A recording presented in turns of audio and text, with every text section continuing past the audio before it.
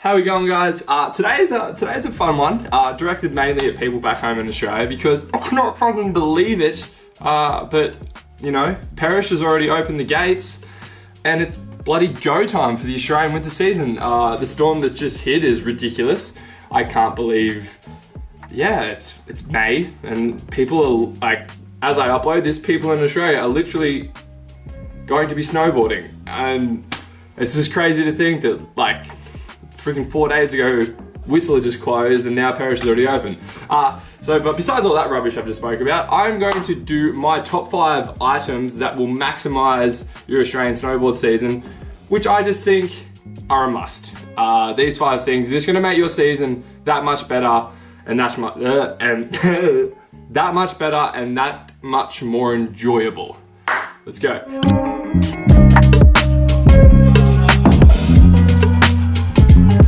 Before I jump into things, I just quickly wanted to say that this is not a sponsored video, but I do work for some of these companies that I will be promoting. You know, it might be a little bit biased, but they are just great companies and they're great quality products. Number 1 on my list is comfortable boots. Now, I am a big believer in buying your first set of boots before you buy your first ever board. Purely just because it is super important to make sure that your feet are super comfy throughout the day. There is nothing worse than having feet cramps while you're trying to learn how to ride. So if you're a first timer and you're looking to, you know, get into the world of snowboarding or skiing, I highly recommend putting your feet into something that is comfortable before you drop some big dollars on a snowboard or a set of skis. I run the 32 TM2s. They're a reasonably stiff boot, but obviously breaking quite nicely. Big fan of 32. I'm a big fan of laces. Now there is obviously a lot of other options like boas and quick laces, but you know, shoelaces have been working for many years. So, you know, stick with what works. You know, obviously boas do have the ability to, you know, get the job done quicker, but I'm 100%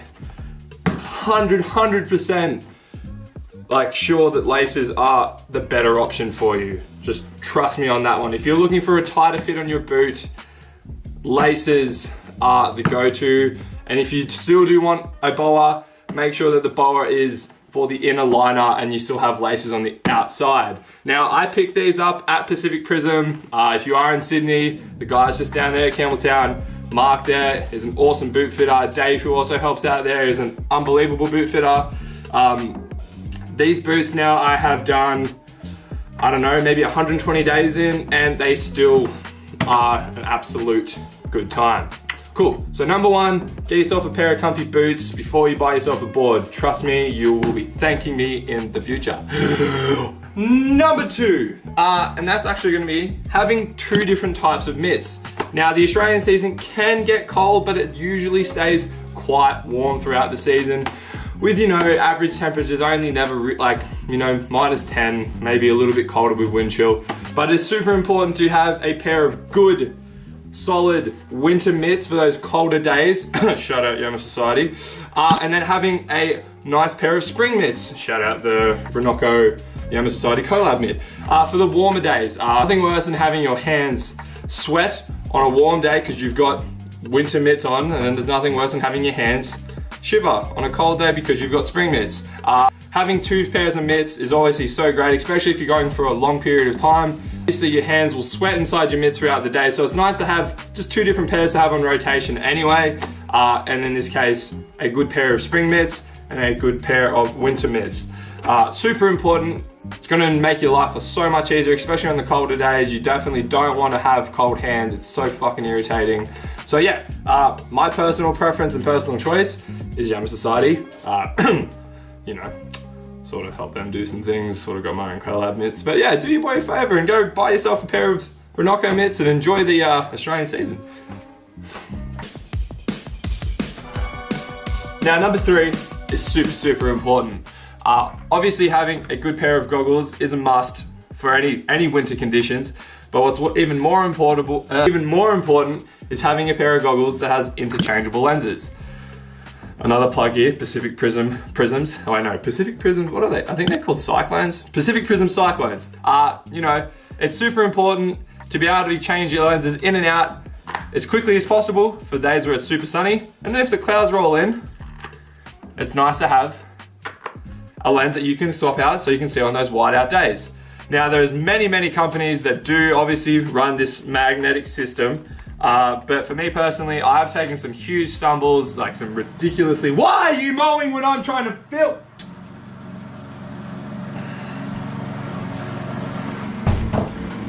This has just ruined fucking everything.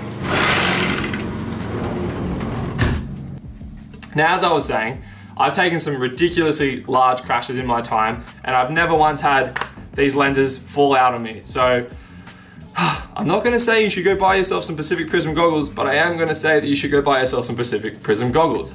Cool. Number 3, make sure you protect your stinking freaking eyes.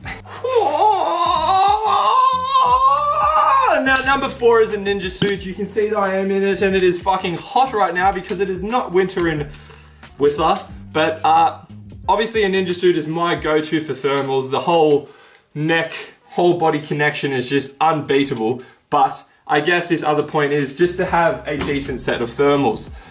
You know, it can get quite cold. Don't be one of those guys who thinks that they're tough enough to not wear it.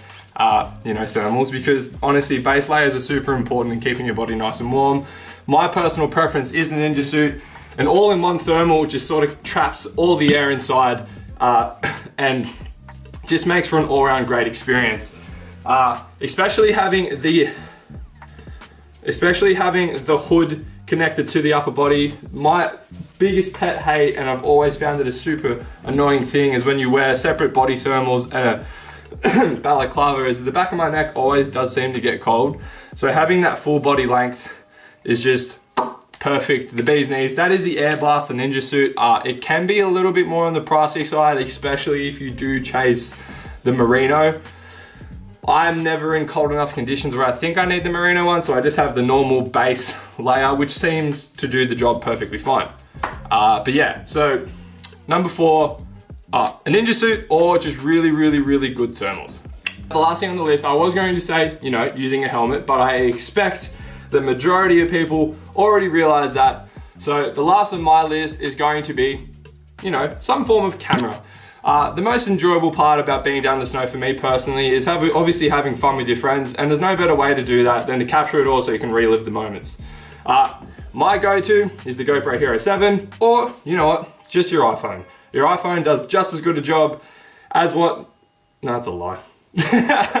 No, but your iPhone does obviously capture moments just as well as any other camera. And it's important to just, you know, go out there, have fun with your friends, and, you know, be able to go home and relive those moments. So yeah, those are my 5 tips for maximizing your Australian winter. I hope all you guys have the best winter possible. Make sure you get out there, capture all those moments, share them with me, and yeah, you know, all the other stuff. Like, subscribe, go pat some puppies, and enjoy. Bye! I got fucking shit my back.